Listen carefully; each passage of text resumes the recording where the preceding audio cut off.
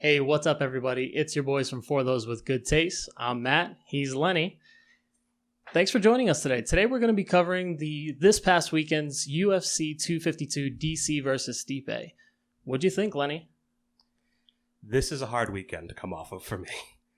Some would say I made the walk of shame today. Okay. Not a way I ever wanted to start this whole thing. Week one, I went 0-3. Some ups and downs, mostly downs. I am like some would say all downs. I'm like Chris Weidman's career. Yeah, it was bad. This was your spinning wheel kick. Yeah, it was ugly, and you know, man, this is even harder for me now because I'm that sports fan who, after something happens to somebody that I like, so say like the Patriots lose the Super Bowl, I don't listen to anything relating to sports for about a month afterwards, and now I'm in a position where I have to get right back into it as soon as it ends. So it was a tough night, and it's continued to be tough from there on. See, on the flip side, I feel great. Yeah. Even though I flip-flopped on my last pick for Jairzinho, Rosenstrike, and JDS, I came out on top. And the only blemish on that, unfortunately, ended up being our pick for superstardom. So I don't know if there's a lot of stock vested in us at this particular moment. The really funny thing is we were like, no matter what happens this weekend, he's going to come out of it and be fine. Like, he's going to be good. Even if he loses, like, he takes a quick step back. This probably hurts.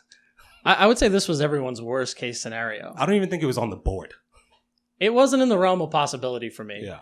I saw this coming off, if he came off of a loss against Chito Vera, it was going to be one of those things where it's a life lesson. He's going to be able to come back from this and move forward. I did not expect him to get injured in the fight. Who could have expected that? I did not expect Chito Vera to not only pounce on that injury, but really, really make him pay for it. And let's just say, in the end, it really came out to be both of our worst nightmare. Well, the one piece of solace I'll take is you use the word pounce. And I did say he's the guy who's going to jump on stuff. I thought it would be a submission. He just mauled this man as soon as he fell to the ground. Respect to our man O'Malley, though, because he, at least when he saw that the fight was not going to go his way, instead of he could have gone to the corner, the thing is, and they probably would have saved him, or his corner could have saved him. But instead, he threw caution to the wind. He blitzed forward. He went for a finish. He gave it everything he had. And I think that is like a small silver lining that this kid's got fight. And I'm sure he will be back. I would love for them to run it back.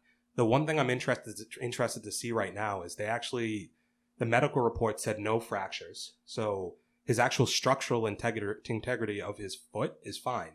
They're going to look at ligaments and all of that when the swelling goes down. So we'll see if there's more to come, but I am interested to see if maybe it was just an anomaly and he can get right back in there. Yeah, there was some commentary references to the calf kick and how much damage that could have done. To me, the way that he kind of fell backwards and his leg gave out, I was really concerned about an ACL. Yeah. It didn't look good at first sight, but it's good to hear that he's hopefully going to make a speedy recovery. And I do think that his stock is still on the rise. I think to lose to Chito Vera in that type of fashion, it just doesn't do him any favors that right after this happens, Chito Vera takes to Twitter and says, "You're welcome," to just about anybody who was talking crap about Sean O'Malley.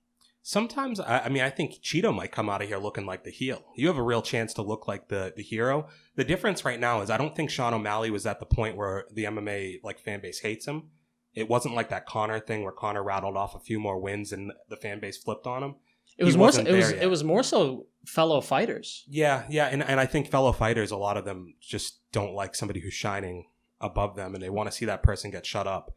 And guys like Cody Garbrandt have their own reason to obviously feel how they feel and stuff like that. But the kid's only doing good for your weight class, a weight class that is phenomenal. But let's be honest, not a ton of pay-per-view. Doesn't have the notoriety. Yeah, to really Henry bring in Cejudo, for what he is a fantastic talent, and in the MMA world, I think he has a fan base. But I don't know if he necessarily has a fan base in the grander stage here. I don't think if I said Triple C to somebody that they would know who I was talking about, or like the King of Cringe, whatever it is. Like, they're not going to know who that is. Sean O'Malley was getting to that point. Especially, it's tough to watch that ESPN broadcast and how heavy they went into promoting him to have it turn out the way it is. That's kind of hard to see. they had Stephen A. Smith like doing voiceovers, comparing him to like Michael Jordan. That was insane. Like, you put way too much on. Like, but I do respect, like, if you're gonna have a star, go full on with it. Right? Absolutely, like, absolutely. If you're gonna push into the edge of the stage, you're gonna do it with full force. But I always cringe with Stephen A. Smith talking MMA because it's, he does have some good reference points where he's able to really speak to his knowledge, but then there's other points where if he's going hard in one direction, he's going really hard in that direction, and sometimes it just comes off very, very inaccurate at times. It seems like they've learned from their past mistakes, though, and they don't actually have him doing the live broadcast any longer. Yeah. So he's a great speaker. He's an engaging speaker. That's what his career is built on. Captivating for sure. Right? So I have no issue with you using him in a pre-made like promo for somebody. I think that was perfectly fine. Yeah, and so when we talk about our wounded pride here with Sean O'Malley, flip side to that, Marlon Chito Vera does not disappoint his fans, coming away with not even arguably his biggest win to date. And right now this puts him on a track where he's in line to fight just about anybody at the top of that weight class. I think the person who should have been maybe looking at this fight a little bit more, and maybe he would have found it more appealing if O'Malley won, but is Dominic Cruz on commentary. Because where does he go right now? I don't know where you match him up with at the moment, but I don't think he's taken anybody outside of the top 10, which unfortunately, with the ranking that O'Malley had at 14, this puts Chito Vera just outside, in the top maybe 15, but definitely outside of the top 10. Yeah, so that's where I say maybe O'Malley would have been a little bit more appealing to him, and maybe a guy like Chito Vera. But capitalize on the hot streak while you can. My immediate hope is I kind of want to see a rematch to this. I think I'd be interested in if O'Malley comes out of this ready to go in the next 6 months, rebook it. And it's maybe that's not fair to Chito Vera, but I think it's a tough sell, and I think that would show severe favoritism to Sean O'Malley. To me, the Dominic Cruz fight brings up an interesting notion that if you wanted to propel Chito Vera up the chain to not eventually, but to somewhat quickly fight for a title, that would be the direction that you take. And I think him fighting Sean O'Malley with all that build up again, it doesn't really do anything for his name. Yeah, that's where I would say it doesn't do anything for Dominic Cruz to fight Chito Vera at that point, and you'll probably see him get. We're kind of just promoting Chito Vera. Yeah, like I would love to see him, and I think that's the way that UFC would probably like to book something like that. And it is for me a spot where Dominic Cruz would get a chance to get a W to put him right back on that track. Sure. A guy who's streaking, has a big buzz coming off of a big fight like this. I don't know if I agree with like favoritism towards O'Malley because the injury is a real part of this. Sure. Also, that stoppage. What is like Herb Dean? I mean, dude, you're like one edge of the world like to the other. It's like you can't decide whether you want to let somebody get like beaten to a pulp or if you want to save somebody. Because like, is it necessarily? He talks about what's his job, and his job is to save a fighter. But is his job to like stop you when you're on the ground like that when you really only took 2 shots? To me, it didn't look like O'Malley went out. I think Chito Vera said that he thought O'Malley went out. To me, it didn't necessarily seem so. He did take one big elbow. Yes. One big elbow before Herb steps in, and it's, to me, it's not significant enough to stop that fight.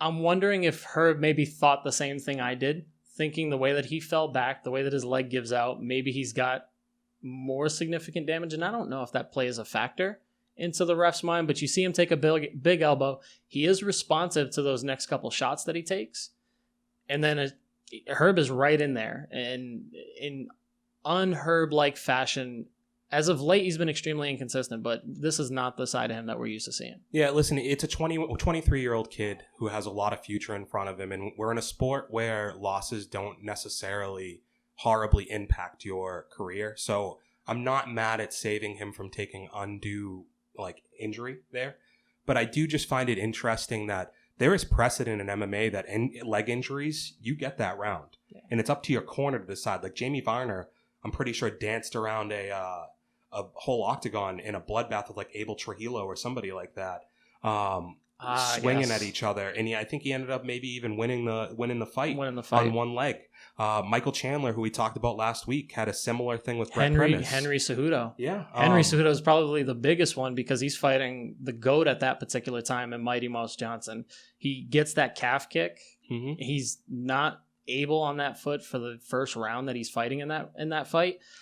But he comes back and is able to stick to his game plan and make it work. That's one of those rare occasions where we see it, bounce back. Yeah, it's just weird to have that precedent set ahead of time and have it not.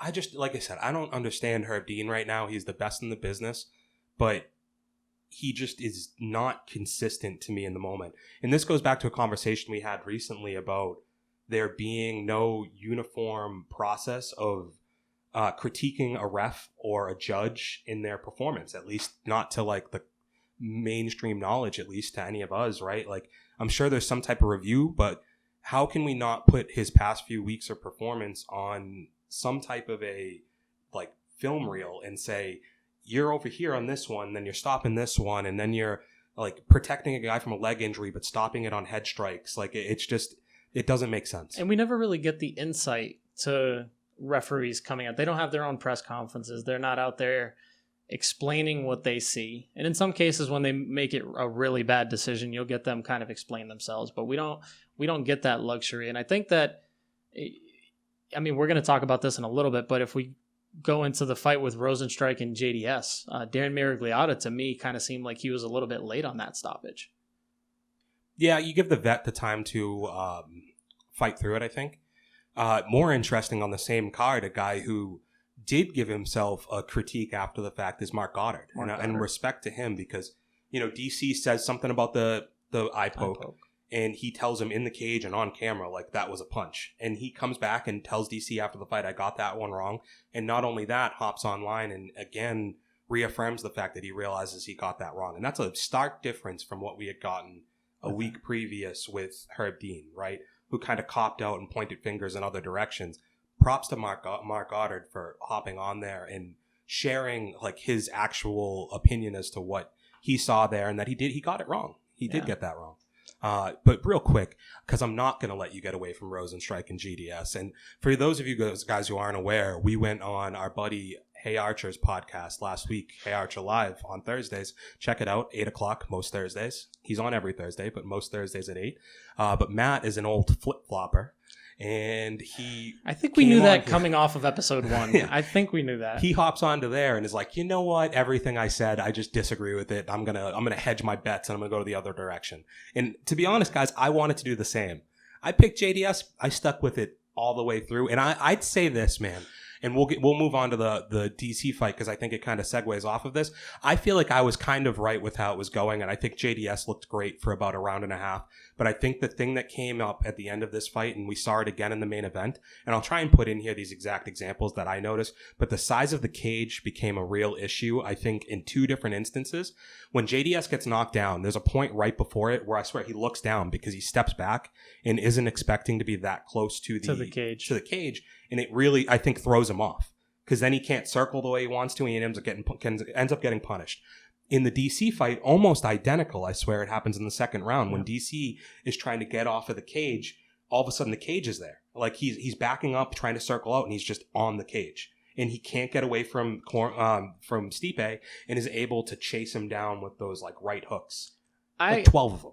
Yeah, I thought that the small cage, and this is probably goes without saying, I thought it played in every major fight that was on that card where you saw grappling come into play, where you saw ring octagon control really play a factor. I think every fighter that was affected or impacted by it definitely prepared to go the other way. And I think DC talked about it a little bit in his post-fight interview of what his preparation looked like. In my defense, I was kind of flip-flopping on that fight from the beginning. To me, I think I was 100% correct in the way that I called it because JDS, while he looked fluid, he was moving very well. There is a certain point in his career where he's going to need to adapt to not having his hands down by his wayside. And for every impressive punch that he landed, we were seeing it. The old JDS, man, he landed that hook really nice. Hook to the body, that vintage JDS uppercut. But then as he's moving and as I see him throw a couple of teep kicks, he throws a couple of leg kicks, I immediately go, wow, he looks old and slow at this point. And if you're old and slow, keeping your hands down against someone who, man, I did a huge discredit and disservice to Rosenstrike because I didn't even jump into his kickboxing career and his background. When you look at his striking capability and what he's been able to do in such a short amount of time, man, JDS's hands being down at his waist and the slow movement that we were seeing, I was surprised that it didn't end sooner. Yeah, they mentioned this on the broadcast that him and Adesanya had the same kickboxing record. It was like 28-3, which I don't think really means too much, but it's just to say he's really good. Yeah. They also mentioned how it did seem a little bit like Rosenstrike was maybe playing nice for the first round because he does respect JDS a lot and didn't want to go out there and necessarily just put it on him. He should have. It would have done more, I think, for his career coming out of it. And it would have given him maybe a leg to jump on to say, like, hey, put me back in there with Ngannou. Well, I think he was the first one to address that in the post-fight interview. He was the one to say that he's still developing as an MMA fighter, as a mixed martial artist. And for him, he maybe isn't ready for that step up to fight Francis again. And I think we saw the hesitancy in the beginning of those early rounds in the first round, he not only respected JDS, I felt like he still had that hindrance of, I just got knocked out in this position. And as his confidence grew, as he realized that he was able to eat some of those really nice shots from JDS, we started seeing him progress throughout the fight. Yeah, JDS landed his nicest punch not too long before the knockout there. I think the next step for JDS for me is follow Paige Van Zandt to bare knuckle FC. Personally. And I only say that not because I said this last week. I think the guy is capable and he's a great gatekeeper, but he is choosing not to use any grappling. And if you don't want to grapple, that's fine. But to your point, you can't keep playing the hands at your waist game and not be willing to adapt your game now that your chin can't take it. In any direction. Yes, because you don't think that he could have come out and played the grappling game a little bit with Rosenstrike and maybe do well there? Because he's a great top game. Not only do I think he could have grappled, I think he could have used that hesitancy in the early rounds to get in, use that smaller octagon, get in some clinch work, and dirty boxing. Why was that not an option for JDS? I have no idea. You fight at range with a kickboxer. Like that seems like the one method that you could have taken to really ensure a chance that you were going to lose that fight. And I believe that they said that this is JDS's first fight with American Top Team. Yeah. Where are you guys at? Really interesting. What was your game plan going into that fight? Yeah. No idea. But let's move on to the main event because, like I said, I think they had similar outcomes for similar reasons. And the fight was going very similar, I think, to begin with. DC, in my mind, won the first round. You may feel different. I've heard some people think that Stipe won the first round. I didn't feel that way. I'll let you give your take, because not to pat myself on the back again, but I do feel like I kind of called some aspects of this fight, not to a T, but I did see some things going certain ways. I mean, the question coming out of this is going to be, why didn't Daniel wrestle? Right? He talked about wrestling shoes, yada, yada, yada, and it didn't happen. I think he showed in the first round if he had chose to wrestle. Stipe was looking real thin to me. Now, he did a really great job of getting back up, and maybe he just was like, this is going to go 5. I want my cardio to be there. So he just dedicated himself to that because he looked kind of similar to like Dolph Lundgren in Rocky IV to me. He looked oddly enough for a heavyweight, he looked sucked down. Yeah, like he didn't look very look slim, a healthy weight there. I just assumed that when I saw him at that size, I was like, oh well, Daniel's small, stocky, should be able to overpower him here, and I thought he'd be able to take him down just at the beginning of the fight. I still felt confident in this, and in the first round he gets him down. Stipe gets up relatively quickly, but it's still like, this is the game plan. Like, mix it up. You don't have to always do it. Your striking can stand with this guy, as he showed by landing that same right hand over and over again. But Stipe this time is ready for it. He's felt that power now, and he was prepared and braced for every one of those right hands that hit him. And it never really, the first couple rounds, it seemed like he was stinging a little bit. Towards the end of the fight, it didn't. It comes down to the end of that second. DC's winning for about the first 8 minutes of the fight. I felt that way. Maybe even more than that. It was probably more 9.5 minutes because that final flurry doesn't happen until the last 30 seconds of the second round, and it essentially steals the second round for Stipe. Right. A round that DC was, again, probably winning. You go into the third round and you're saying to yourself, DC's going to have to take some time off here. DC needs 5 minutes because the way he looked back, going back into the corner, I was worried that they were going to come over and check on him there to make sure he was good. And if there's 10 seconds left in the round, he might not make it out of the second. He looked out on his feet. Yeah. When he went back to the corner, his eyes were closed. He was blinking heavily. Really, really interesting if that had gone a little bit longer. So why do you think that Stipe didn't push the pace a little bit more? I genuinely think from the start, and I said this about the previous 2 fights, Stipe, although he unlocked that puzzle that was going to help him win in that second fight, I think there was hesitancy. And I think that's why you saw DC come out and somewhat, not necessarily dominate, but really put it to Stipe. And the one thing that kept sticking out to me is DC planted that seed of bring your wrestling shoes. And the reason why I think he did that is because he was hoping to catch Stipe with that overhand right that he kept catching him with in that second fight, what he knocked him out with in the first fight. And we saw him land that shot in those first 2 rounds. I want to say I counted 13 to 14 times where he faked for a shot, made it seem like he was going for a single leg, came up with the overhand right, and landed to a T. Mm-hmm. And Stipe not only wasn't making adjustments, he was leaving himself open on every single body exchange that he was going for. Well into round 5 was not making adjustments. I was getting there. That 13 or 14 that he lands in that first and second round, I'm pretty sure it ends at about 40 of those overhand rights that he's landing either in the clinch or where he's faking that single leg. And it's in Stipe's head every single time, and he never makes an adjustment. Yeah, so it was for a fight that was not for lack of drama. The end of the second round, you get the knockdown. The third round, it seems as though DC is taking some time off. Don't mean to interrupt you there. Did we have that DC eye poke in the second round as well? No, so this is where I was that going. In the third? Yeah. So basically, you get the second round where there's the knockdown. You get into the third round where DC is clearly taking the round off as an opportunity to be able to rest up and come on strong for rounds 4 and 5. And to his credit, doesn't look terrible after the first minute of the third. I was scared in the first minute of the third because he still looked kind of legless, but he gets it back. Stipe still wins the round. So you're probably 2-1 Stipe. Yep. But at the end of that third round, you get this eye poke from hell, one of the worst ones I've ever seen. Nasty. And his finger is halfway into this man's eye.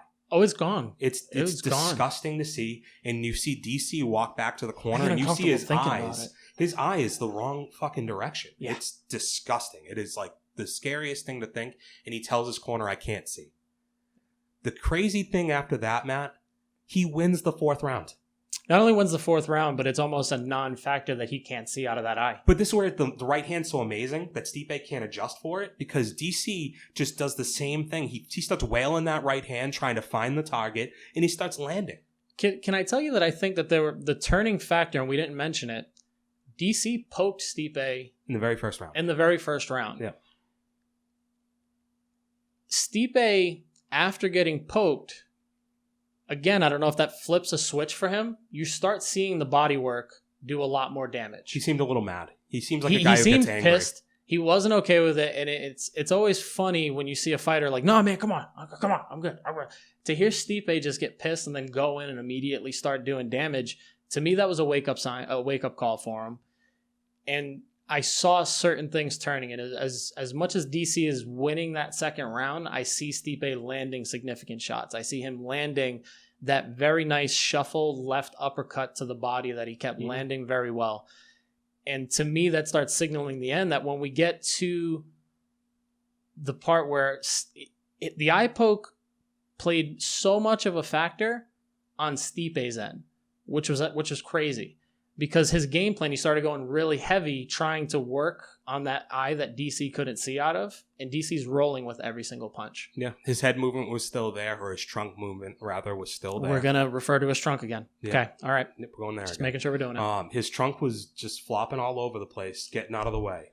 And he is able to go with it, wins the 4th round. And one of the biggest turnaround stories I think you can find is go from a picture of this man's up to his second knuckle in an eyeball to then win the 4th round. Comes out in the 5th round, and I think the 5th round's tight. But at the end of the fight, I sat there and I knew in my head, I'm like, damn, they could get this one wrong and give it to DC. I could honestly see them getting it wrong, but I know Stipe won. But I'm I could, in my biased mind, be I could see it being 1, 4, and 5. Yeah. And DC seemed a little upset at the end. You can't really judge things in the moment. But I do think it's like one of those interesting things where he came on strong, came back, but I think it's like a Nick Diaz decision, 1-3-5.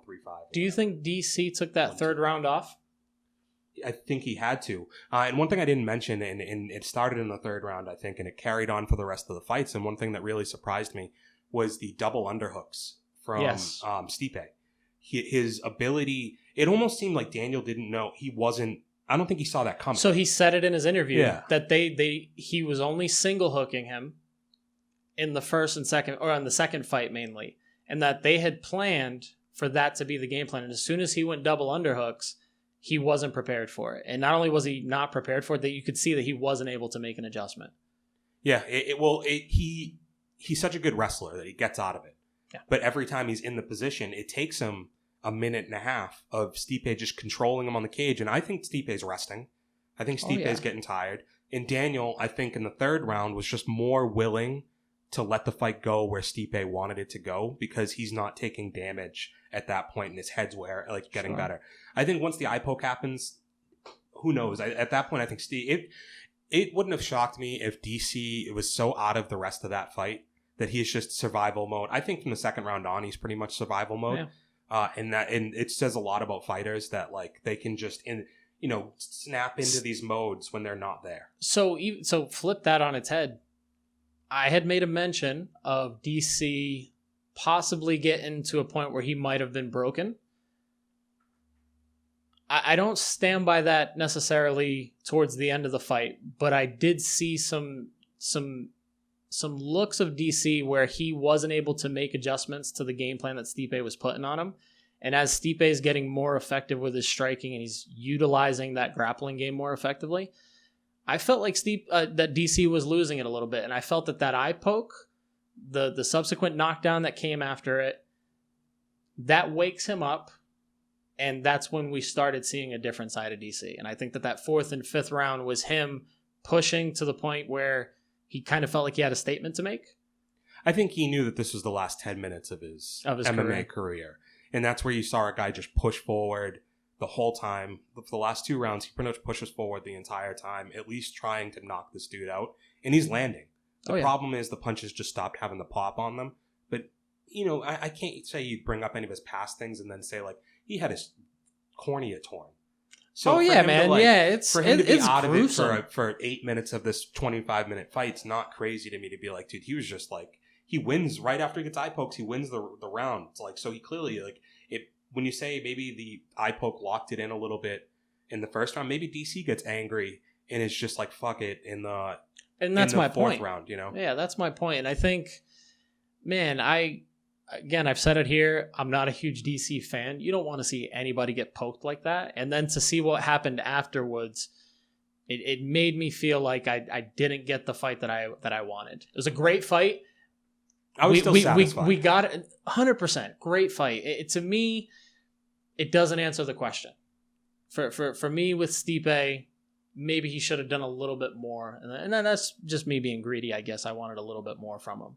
But overall reaction to the event, how did you feel about it? I felt good, man. I enjoyed it. It's another solid UFC event to come out of the pandemic here. I kind of wish, and this ties into, I don't know if you've seen any of this, but the WWE has SummerSlam coming up next weekend. Okay. And they have signed a leasing agreement with one of the arenas in Florida to go for the next 2 months, basically. They $500,000, which is relatively cheap for this, but they've just booked it for the next 2 months because nobody else is running events out of there. And they're under the impression that their ratings are dropping because the presentation inside of an empty arena isn't good. It's just dropping because the product kind of sucks. Sure. But in their mind, now they're going to this bigger arena. They're investing money into all the bells and whistles because now you have other sports that you've seen doing it. Places like the NBA, who's put a really interesting spin on doing sports without fans with the LED boards with people on them and stuff like that. Yeah, their focus on production has been tremendous. Yeah, and one of the strengths that a company like the WWE has always had is production, right? So things like WrestleMania, they do these really grand, nice stages for it. They're trying to do something similar to that to try and engage it's always people. A memorable event, just based on the presentation and everything. They're trying to make it just look more visually appealing without the fans. And I think it's something to where the UFC has always been really hesitant to change their outlook. They kept the Here Comes the Pain intro for like 5 years too long, right? Yeah. So they've always been very hesitant, but I think we're getting to that point now where DC does the run, his normal run out, right? He sprints from the back. Did you see this on the card? Yeah. How long did he run for? Not very long. He took like 7 steps. Yeah, he did. He got to the cage and he was like, fuck. Like I normally run for at least a minute. This isn't even close to being a warm-up for me. He got out of the back, rounded a corner, and he was there. So I just think that they're playing within their means, and I'm sure you have to sanitize less and this, that, and the other right now. But I would like maybe a little bit more. Why can't you do the fans around I think that'd be kind of interesting to see people freak out after a knockout, or maybe you get reactions of people after the eye poke. Like there's just some interesting things that I think you could do. Bring me back just the Pride entrances. Yeah. As crazy as that sounds, just give me like something. Techno music. Yeah, like, man. Give me anything. Bumping. If it's smoke, if I got to have Rampage with a chain around his neck, give me something that gives me some type of hype for this fight. Because as a casual fan, you won't really care that any of this is going on. We love it. We love to see these guys coming out. The music gets us pumped. But what are you guys doing to take yourself to that next level? I feel like just putting on events shouldn't be the bare minimum anymore. I mean, it seems like you have a lot of money coming in right now, too. Yeah. Like, you're killing the quarantine. You're $1 billion corporation. It seems like there'd be more they can do. But again, like, they're just not a company that I think they like bare bones. Yeah. And that's fine. I just think that's a critique from me that I'd like to see come out of this. Sure. Where we talked about this with Steve a little bit, but now that we have the weekend to come off of and kind of reflect on, where do you place Stipe all time now? And what do you want to see from him next? I made a really stupid comment on Steve's podcast. Which one? A couple of them, but specifically, I said something along the lines of Stipe, if he beats DC, he isn't the GOAT unless he beats him handily. Oh, I remember that stupid comment. Yeah, that was a very stupid comment. And I'm reflecting on it, and I do think I understand what I meant by it. And I think I meant those first 2 fights with DC, do something in the mind for the average viewer who looks at UFC heavyweights. If they were to just see Stipe recently, you would see him get dominated. You see him get knocked out for 1 fight. You see him get dominated and come out on top for the 2nd fight. He had to make a statement. He already had made that statement in previous bouts when he had the longest title defense for a heavyweight. He adds to that number in this fight. On paper, his resume says Hall of Famer, no problem. His name for everything that he's done for just, you talk about what he's done for Cleveland, bringing a championship to Cleveland, all that stuff. He's had the character where he's near and dear to fans. He has to be a UFC Hall of Famer to me. I don't know why I thought differently before this. Yeah, before this, and that's I didn't do him justice, and that's me being an idiot. But when you look at what Stipe's done just against the resume and the sheet of fighters that he has, he was a Hall of Famer before he goes into this trilogy with DC. And this trilogy with DC not only improves the stature of what he was able to do, but it brought excitement back to a division that didn't really have it for a while. And I think that in and of itself speaks to it. Yeah, it's funny for a guy who has the record for title defenses and is now in his 2nd reign. He kind of did like the Jon Jones part of his first run where he cleaned out the old guard in a way. Right. He beats JDS. He beats Fabricio Verdum. He beats Overeem. Like, he beats these guys that have been mainstays for the past 10 years of our lives, right? Now I'm kind of excited to see where this goes because now I feel like you're getting into the new guard, right? He's got to beat Ngannou again after a little bit of evolution, we hope, on his side. Not much that we've seen, to be honest. We still don't have enough tape on him. Yeah, in my opinion, he's still just throwing wild, ugly punches, sure. Right? But then you also get the prospect of a guy like Rosenstrike coming up through the division. You've got a Derek Lewis who he hasn't fought yet that finds a way to win these fights, right? And then the big one coming out this week, Jon Jones, right? Like Jon Jones has now said, the only fights I'm taking are at heavyweight.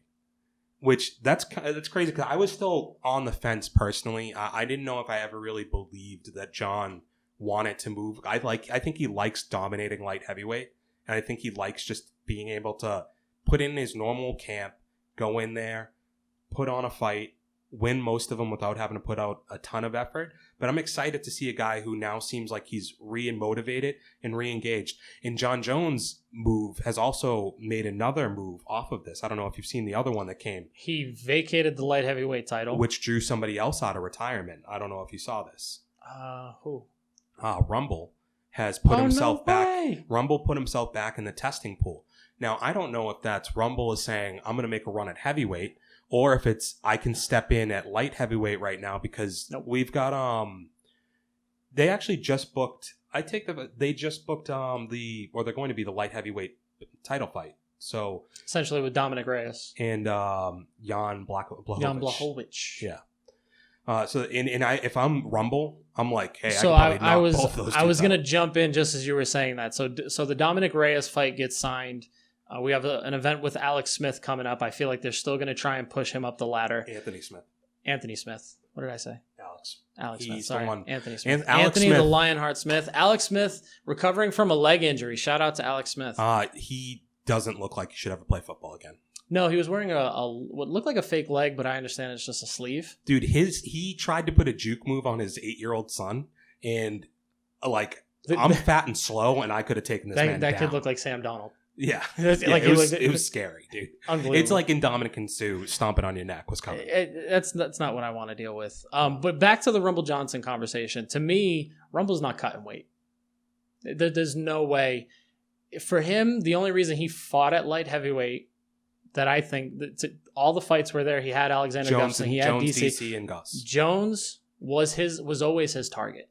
To me, I feel like he has always had it in his mind that he has what it takes to beat Jon Jones, whether it's physically, whether it's the athleticism and the way that he's able to throw strikes. That's the fight that I think he comes in, and don't be surprised if you see him fight someone like Tai Tuivasa. You see him fight someone like, maybe they bring it back with him and Andrei Arlovsky. Maybe you see him fight Fabrizio Verdun. Yeah. Who knows what there's a lot of fights that they can make for him where there's no risk. He doesn't have to worry about cutting weight. Maybe he's 285, 290, 300. I don't know what he's been doing.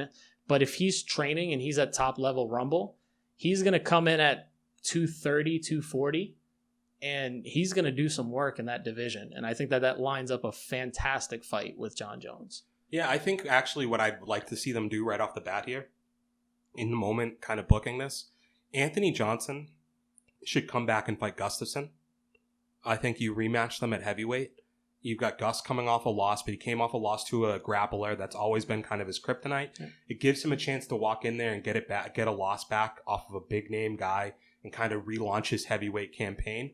But it gives a guy for Anthony Johnson who to come back to as a name, who he's got a win over at a different weight class, so it has some fresh paint on there, and it gives him a win to kind of jumpstart his trajectory back towards a title fight. Because let's be honest, John's coming back for one of two things. He's coming back for a title fight. He's either going to fight Stipe or he's going to fight Ngannou. And he might wait until they fight each other. I don't know. But I think that's the only fight he's going to immediately go in. He said he's just going to hit the weights and he's going to be ready to go. So there has been some, I don't want to say leaks, but there's been some messages on UFC's social media around them saying that Ngannou and Stipe is the next fight. So I could see John waiting. I could even see them possibly double booking where you do one right after the other. Maybe you do a fight with him and Stipe just to kickstart his heavyweight career, depending on how that fight with Francis goes. So who do you put? Do you put John in there with like Rosenstrike then, or because I don't think that's enough name value to drop him? I'm also against Derek Lewis. I'm also against the killing two birds aspect of contendership. I don't like the idea of pitting John up against Rosenstrike because we've already talked about Rosenstrike being a fresh face against other names. Yeah. Derek Lewis might have a big enough name to be somebody Jon Jones would fight in a non-title fight, though. I don't want that to happen to Derek Lewis. Sure, Derek Lewis makes money. Derek Lewis is like the perfect Frank Mir, though, where he's a guy that you can like throw in there against anybody, and he'll win. He'll beat the guys that he's supposed to beat. But you can give somebody a win like Daniel hopping in there on a short notice and fighting him. It gives you somebody who, when you're a top tier heavyweight, you're probably going to go out there. It's the best gauge for where John's level is at heavyweight. I just don't think I want to see that happen to Derek Lewis. I like Derek Lewis. I don't know if I want Jon's debut fight where he's possibly going to be showcasing everything that he can possibly do to these guys at this weight class. I don't want that to happen to Derek Lewis. Give that to Alexei Oleinik. Give that to Fabrizio Verdum. They don't have the name for it, I think. I don't think Jon's taking those fights, but give it to somebody else. I don't need that to happen. I mean, he just beat Alexei Oleinik, so it's not that's definitely not happening, right? And then, or like Derek Lewis beat him. Right. And I don't think he's going to want to fight Fabrizio Verdum because I think that's a really bad matchup for Jon in a way. Like, I'd be worried if Jon got on bottom. It has the name value, but way too much risk, I think. There's a lot of interesting fights, man. I think Jon Jones moving to heavyweight, relinquishing the light heavyweight title, moves a lot of dominoes. It also leaves a lot of questions to be asked with the light heavyweight division, and maybe that gets sorted out over the next couple weeks. Yeah, so that's a great way for us to kind of jump into the fights that are coming up this weekend. So this weekend we've got UFC Fight Night headlined by fan favorite Frankie "The Answer" Edgar, and he's going to be facing top competitor who's coming off a huge win against a recent champion, Pedro Munhoz. Yep. So Frankie Edgar's first fight now at 135. Right. Division that we've been clamoring for him to fight at all the way since he was introduced, essentially. While he was the lightweight champion, we were basically saying, like, this guy should be in your bantamweight division. I feel like since the Gray Maynard trilogy, yeah, right, everyone has been saying that Frankie Edgar should be fighting at 145 and as much as 135. And this is our first opportunity to see him at this weight class. I'm interested to see what it means for him, but they're not really giving him any chances to get his feet underneath him because they have him going up against a guy who knocked out Cody Garbrandt with relative ease and Pedro Munhoz. Yeah, and I don't know who you blame this on because the UFC is never going to do you any favors, right? Sure. So it's really up to the fighter and it's up to the manager to make smart decisions as far as who you fight. This seems like a questionable choice to me for the mere fact that there's not a lot of name value behind Pedro Munhoz at this point, right? Like, he's a very good fighter, but not a ton of buzz versus a guy like Edgar, who you're essentially telling me that you're just trying to build it up off of him. And Frankie Edgar is never going to say no to somebody. So this is the problem where it's like the UFC is not going to do any favors and Edgar's never going to say no. Yeah. Because he wants to just get into the title fight. And he doesn't care about how many fans he has. He's always going to have what he has, right? The fight's interesting. I don't know how you feel about it, but I think it's interesting. I think it's very interesting. I think it does give Pedro Munhoz the opportunity to punch his ticket on a big name. But I do think that and maybe this is something they set up if Frankie wins, I think that they missed an opportunity to book Jose Aldo Frankie Edgar 3. I think that could have been at 135 an interesting fight at 135. Yes, sir. I don't know. And maybe this is their way of trying to tell Frankie, hey, your time is coming up in the UFC. I don't know what they're trying to do with this fight. If they are trying to propel Pedro Munhoz, this is a great way to do it. But it doesn't really give him any clear-cut answers to where he falls in this division. For Frankie, if you beat a guy like Pedro Munhoz, yes, you're on your way up.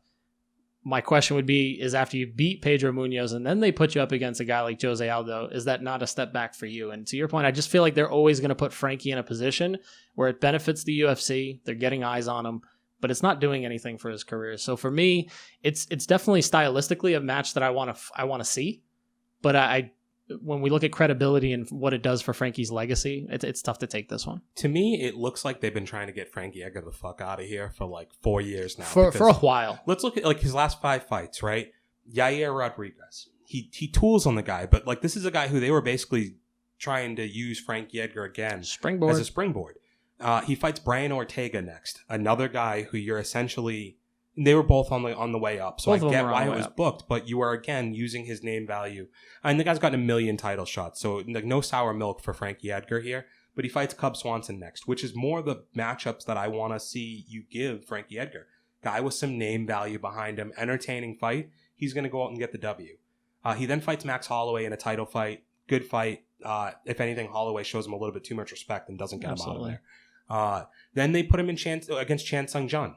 Again, the Korean Zombie, like on his comeback now, you basically give him a springboard to get a title shot or get into that conversation where he's going to fight a Brian Ortega.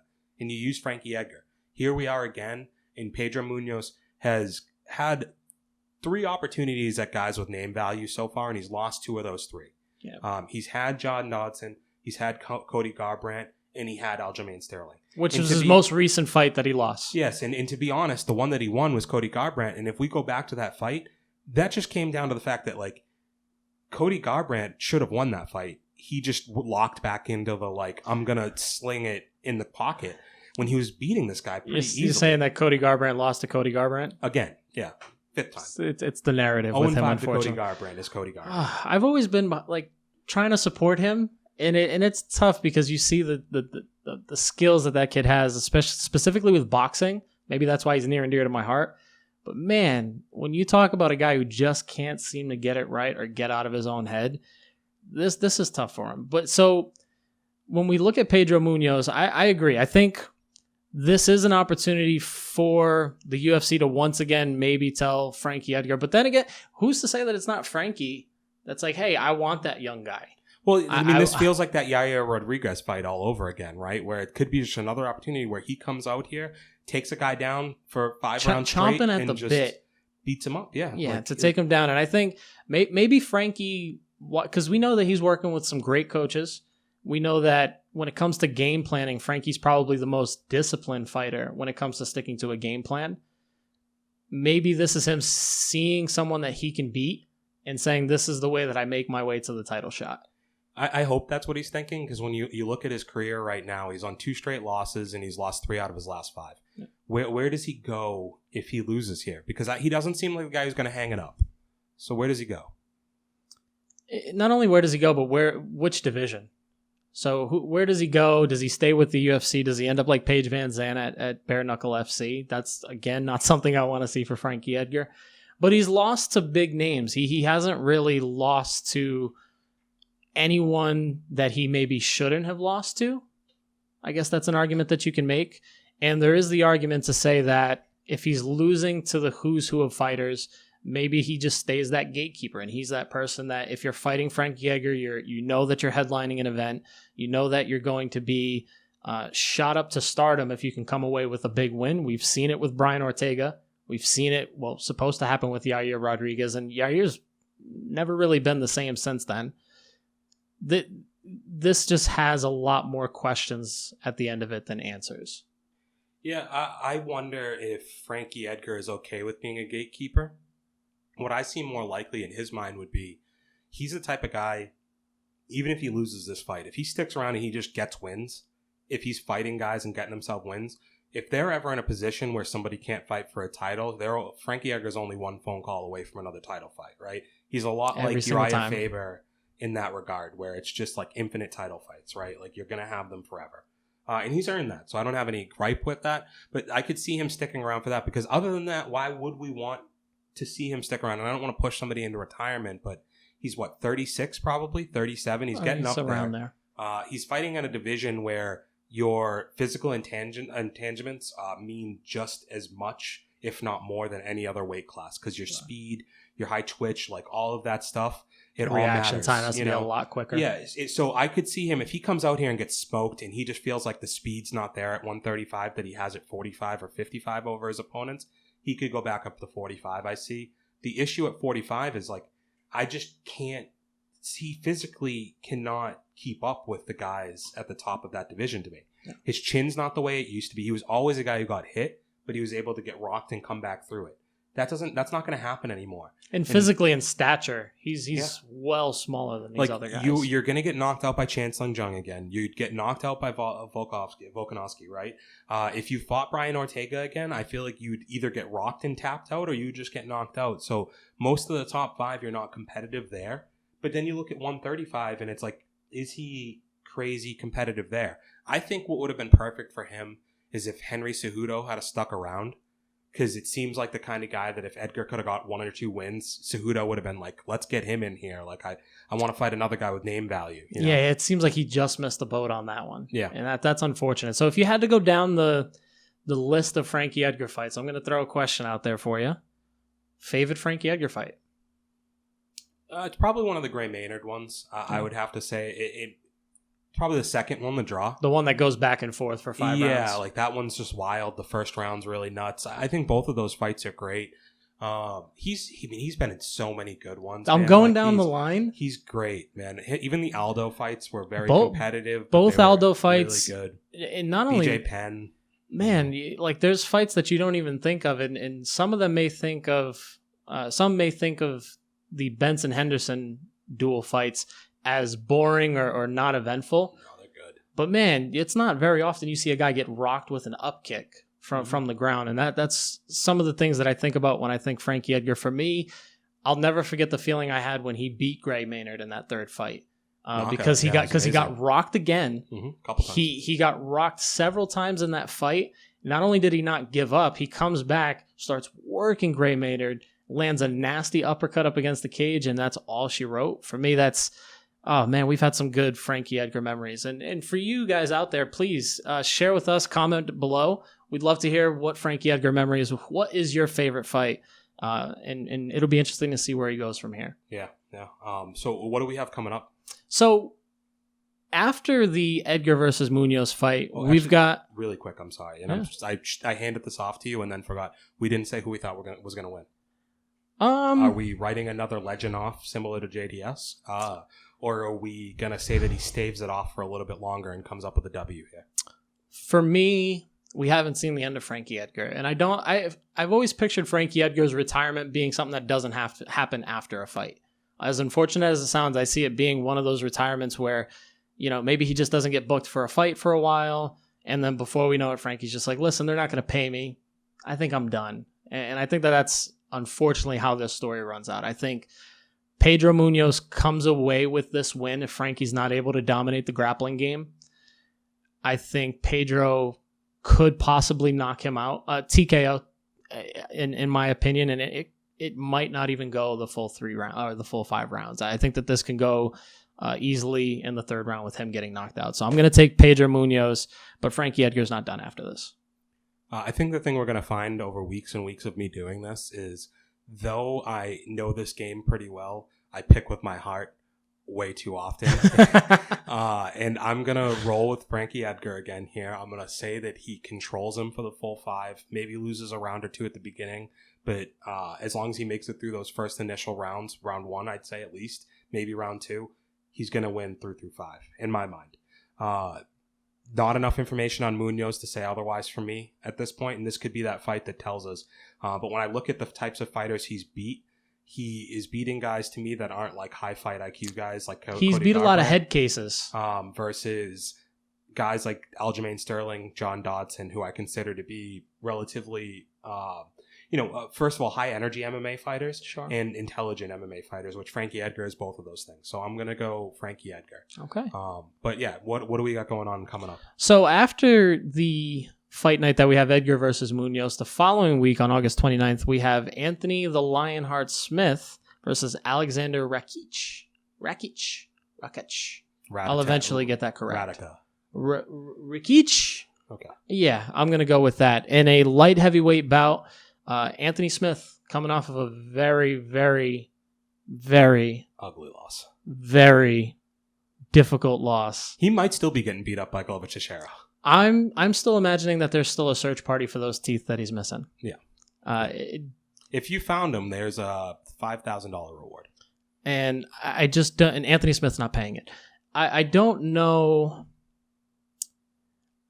where Anthony Smith's trajectory goes from here. They've put him up against some names trying to build him back up, and what I would expect is a hope that he'll eventually get to the top of that 205 division, fight guys like Dominic Reyes.